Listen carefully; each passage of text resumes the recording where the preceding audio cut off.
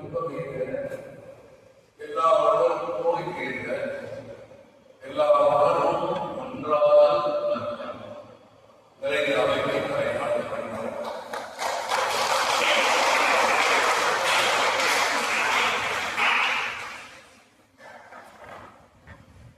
நிறைந்த அமைப்பை கையாள வணக்கம் என்ற ஒன்றை வகையில் அனைவருக்குமான வணக்கத்தை நான் சமர்ப்பிக்கப்படுகிறேன்.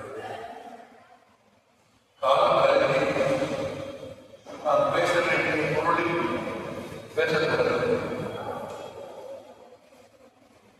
இந்த அரங்கில் ஒரு புறம் மூத்த தலைவர், இன்னொரு புறம் அதன் தொடர்ச்சியில் போல் இளைய தலைவர் அவர்களுக்கு தற்செயலாக பெறவில்லை என்று எனக்கு தோன்றுகிறது.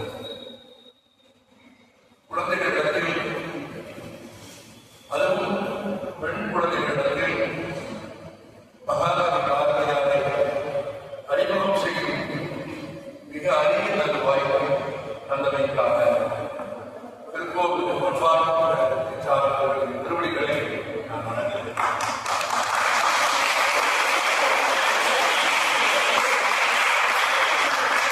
குழந்தைகளை இன்னொரு 40 நிமிடம் அல்லது 37 நிமிடம் நீங்கள் உங்கள் செடிகளை தர வேண்டும். எங்கிருந்து பார்க்கிற போது உங்களில் சிலர் உங்களுக்குள் பேசிக் கொள்வது, இங்கிருந்து பார்க்கிற போது உங்களில் சிலர் உங்களுக்குள் பேசிக் கொள்வது எனக்கு தெரிகிறது, எனக்கு கேட்கிறது. நான் மிகுந்த பணிவோடு குழந்தைகளை கேட்டுக்கொள்கிறேன். அவையில் மிகச்சிறந்த அறிவுரைகளில் ஒன்று கற்றலின் கேட்டலை நன்று.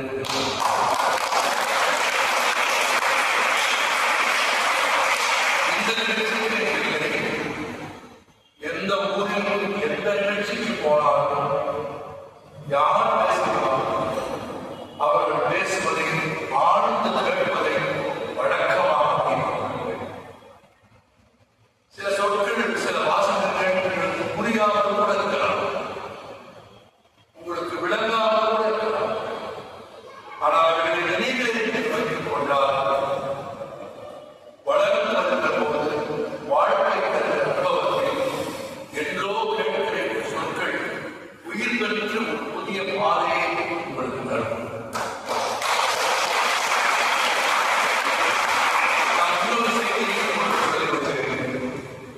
இன்றைக்கு இது போல ஒரு அரங்கில் பேசுவதற்கான இடத்திற்கு நான் வளர்ச்சி அடைந்திருக்கிறேன் என்றால் அதற்கு காரணம் உங்களை போல் இந்த இடத்தில் எப்போது நீங்கள் அமர்ந்திருப்பதை போல் என் குழந்தை முழுவதிலும் நான் பிறந்து வளர்ந்த மதுரையில் எந்த இலக்கிய கூட்டம் நடந்தாலும் அந்த கூட்டத்திற்கு என் தாயார் போவாள். இது மாதிரியான பெரிய அரங்கமோ நாற்காலிகளோ அந்த காலத்தில் கிடையாது. பகலெல்லாம் எரித்த தரையை அமர்ந்துதான் மக்கள் கேட்க வேண்டும்.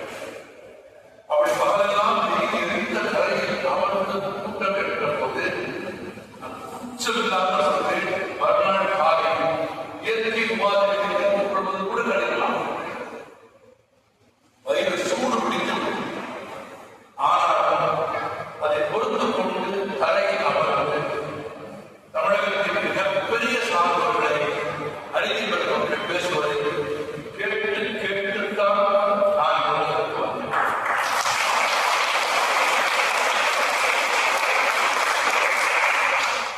அந்த அனுபவம் தான், அங்கே கற்ற கல்விதான் இன்றைக்கும் எனக்கு சோறு, எனக்கு குணமளிக்கிறது. தமிழ் எனக்கு குணமளிக்கிறது. தமிழ் தன்னாதமுள்ள ஒரு மனிதனாக என்னை வாழ்கிறது. அத்தகைய சான்றோர் மக்களின் பேச்சை கேட்டு வளர்ந்ததாலேயே வாழ்க்கையை வளர்ச்சி பெற்ற ஒருவராக நான் உங்களுக்கு ஆலோசனை சொல்கிறேன்.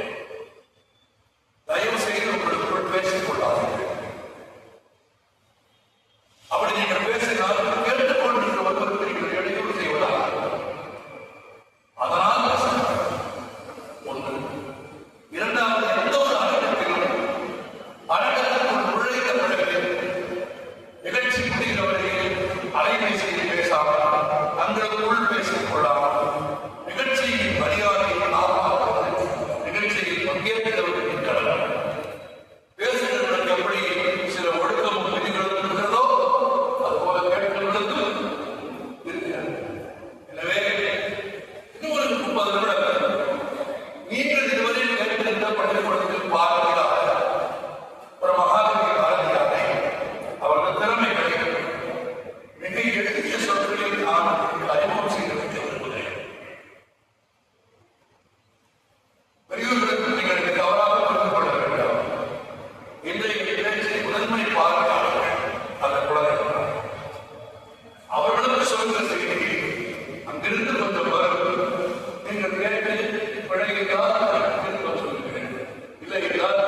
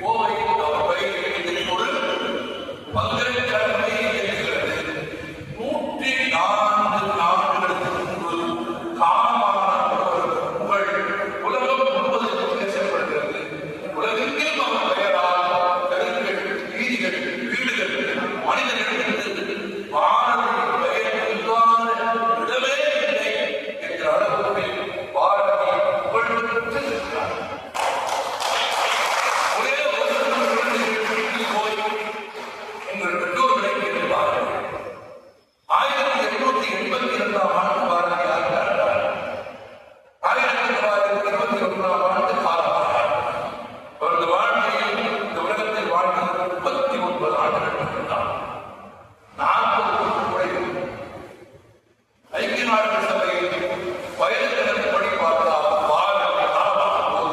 இளைஞர்கள் 45 வயது வரை இளைஞர்கள் என்று ஆய்வு பிரிக்கிறது. 18 வயது வரை குழந்தை, 18 47 வயது வரை இளைஞர். அதற்கு பிறகுதான் வேறு பிரிவு வருகிறது. இளைஞராக இருக்கும் போதே பாரத தாழ்வார் 1882ஆம் ஆண்டு பிறந்திருக்கிறார். உங்களுக்கு தெரியும், பாடமாக இருக்கிறது. சென்னையில் மிகப்பெரிய அற்புதமான அழகை சிலை பரப்பியிருக்கிறது. உங்கள் பாடப்படத்தில் 1882ஆம் ஆண்டு டிசம்பர் மாதம் 14ஆம் தேதி எல்லையத்தில் யாருக்கும் என்ன சாமி ஐயோ லட்சுமி அம்மாவுக்கு மகனாக பிறந்தார் என்று பாடப்படத்தில் 140 ஆண்டுகளுக்கு முன்பு வாழ்ந்த பாரதி வரலாறு. குழந்தைகள் சிந்தனையாக சொல்கிறேன், வீட்டில் போய் உங்கள் வீட்டில் 140 ஆண்டுகளுக்கு முன்பு வாழ்ந்த உங்கள் முப்பாட்டன் பெயரை கேட்டு பாருங்கள். தெரியுமா? யாருக்காவது தெரியுமா? தெரியாது.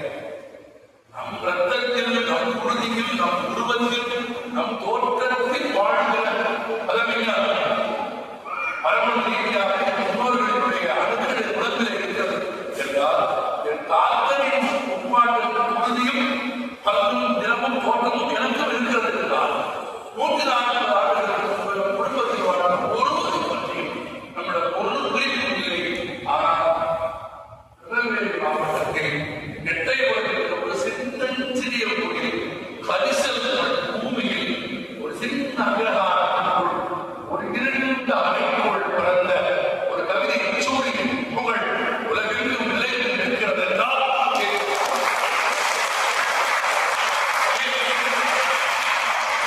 ஏன் புகழ்படுகிறது? ஏன் மறக்க முடியவில்லை? ஏன் எல்லா நெஞ்சங்களுக்கும் நிறைந்து நிற்கிறார்கள்?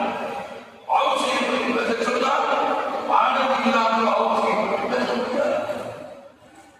ஆவேசத்தை பற்றி பேச சொன்னால் ஆனந்தி இல்லாமல் வாக்குகளை பற்றி பேச முடியாது. அரவிந்தத்தை பற்றி பேச சொன்னால் ஆனந்தி இல்லாமல் அரவிந்தத்தை பற்றி பேச முடியாது.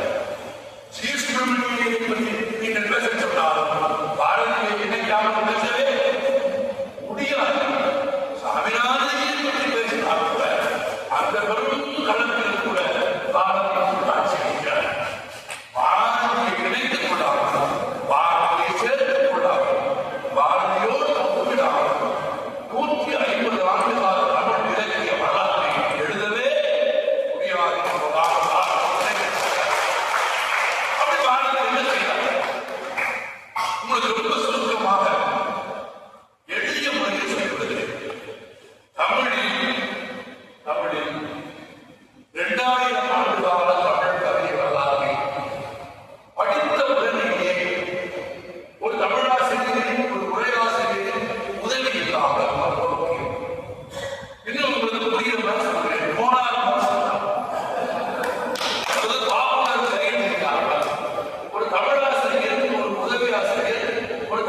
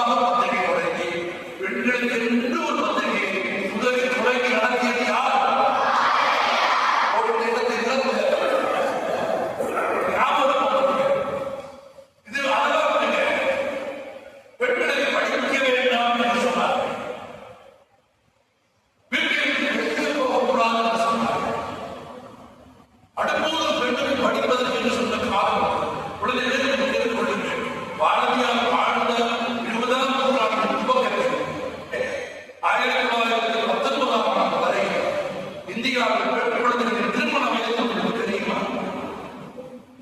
என்றால் எனக்கு ஆச்சரியப்பட்டு போய் அதிலிருந்து போடுங்கள்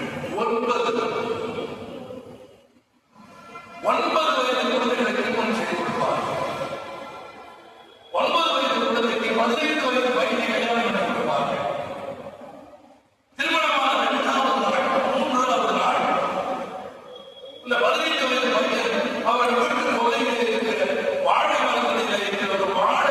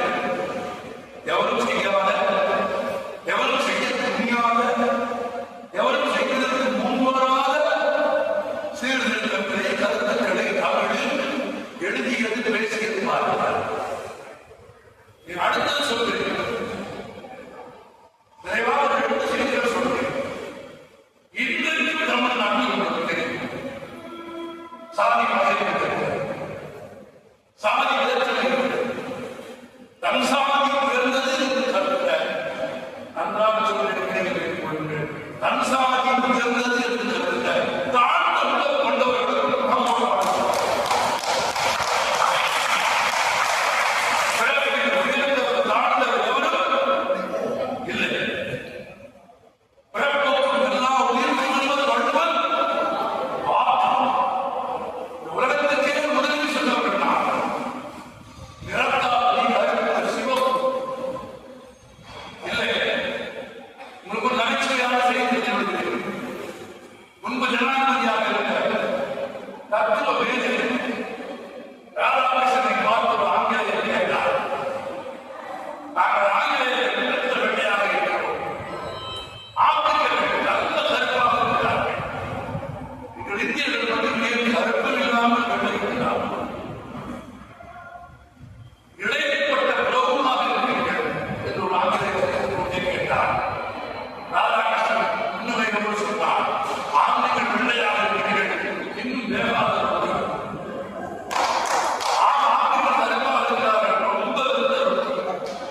இந்தியர்கள் புரோகமாக பக்குவமாக இருந்த ரொட்டி.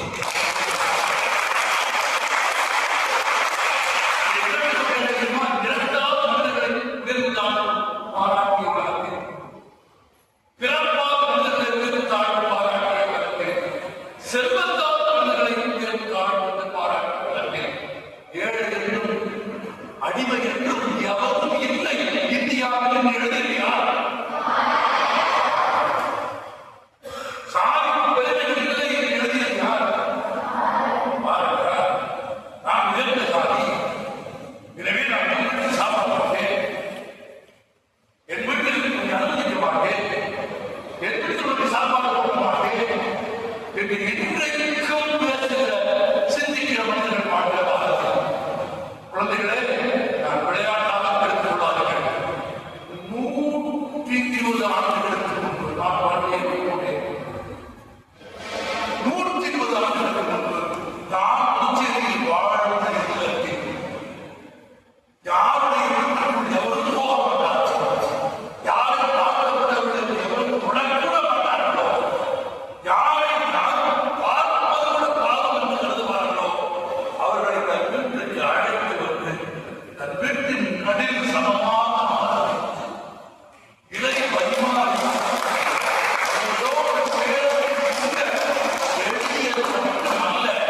எளிதியில் போலவே வாழ்ந்து காட்டியவர். அன்பிற்கு அவர்களை அழைத்து உணவளித்த பாரதியார் அவர்கள் வீட்டில் போய் சாதிகளுடைய வேலை என்று அப்பை சொன்னது மனதில் வைத்துக் கொண்டு சாதிகள் இல்லை பாப்பா என்று பாப்பாவை கொண்டு ஒரு குளத்தில் பாப்பாவை கேட்டு இன்னொரு குளத்தில் சாதியும் சாதி வாக்குகளையும் சாதி அரசியலையும் காப்பாற்ற கடைச்சலற்ற மனிதனாக எழுதியது போலவே வாழ்ந்த சூடிக்கொள்ள முடியாத சூரியனுக்கு யார்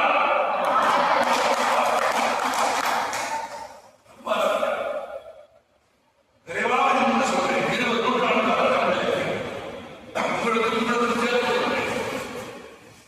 தமிழில் எழுத வந்தவர்கள் கவிதை எழுத வந்தவர்கள் அவர் என்ன எழுதினாலும் தங்கள் தெய்வத்தை வேறு தெய்வத்தை இன்னும் சொல்ல போனால் வேறு தெய்வங்களுக்கு கழுத்து பாடி பாடக்கூடும். ஆனால் கோபம் தங்கள் தெய்வத்தை தான் பார்த்தார். நான் நேருடன் சொல்கிறேன், சைவர்கள் சிவனை தான் கொடுத்தார், வைணவர்கள் பெருமானை தான் பார்த்தார், வேறு தெய்வத்தை எல்லாம் பாடவே மாட்டார்கள். எப்போ போன நூற்றாண்டின் தொடக்கத்தில் சைவர்கள் சிவனை பார்த்தார்கள், வைணவர்கள் பெருமானை எங்கிருந்தோ வந்து அவர் சொன்னாரே, இங்கு வந்து தமிழ் படித்த ஜோசப் ஆப்செட் பெஸ்கி என்கிற தைரியவர் என்று அழைக்கப்பட்ட இடமானவர் கூட தமிழ் கற்று என்ன எழுதினார்? தேவாவை தான் எழுதினார், மூலவர் எழுதினார், சிவாபுரம் எழுதினார். நான் யாரையும் எழுதி சொல்கிறேன், யாரையும் எழுதி சொல்கிறேன். அவர்கள் தமிழின் மீதும் அவர் தமிழ் மீது சொல்லை மதிக்கிறேன். ஆனால் அவர்கள் அவரவர்கள் தெய்வத்தை மட்டும்தான் பாடினார்கள். எல்லா தெய்வங்களும்